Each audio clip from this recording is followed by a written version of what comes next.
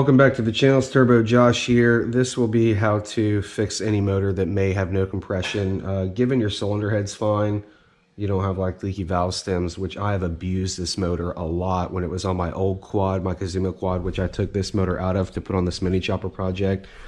And got everything. I had fire, I had fuel, the spark plug was working, everything was wired right, and I had proof of that, and I couldn't get it started. So I ended up going to my friend's house and doing a compression test because we were going to check the firing order and make sure the magneto wheel's tooth key didn't break, but the key that locks the magneto wheel into a certain place is actually built into the crankshaft. So we ended up knowing that that wasn't it after pulling it off.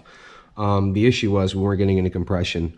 We knew that because we ended up putting oil in the cylinder and then tested the motor, and it yielded compression. So we knew oil was supplementing the lack of parts that were supposed to be giving us compression. So in order to find out if I had a dome or a flat piston, because I was going to buy like a $35.99 rebuild kit online, which just comes with a new jug, new gaskets, new piston, new rings, new wrist pin, new snap rings that hold it in.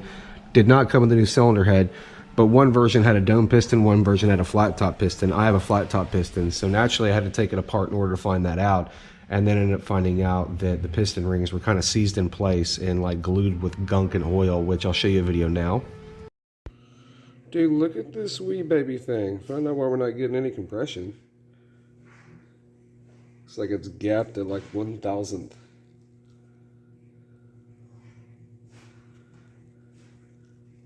It's the cutest piston ever. Now that you've seen that video, I decided to break all the rings loose, clean the rings off individually, clean all the gullies in the side of the piston where the rings actually sit, and just thoroughly clean the piston, because I was convinced that as long as the piston rings expanded like they should, I should not have a problem with building compression, which I was right. I cleaned the piston out, threw it all back together, and it fired right up. So right now I'm gonna take these rings off and make sure they're right side up and go from there.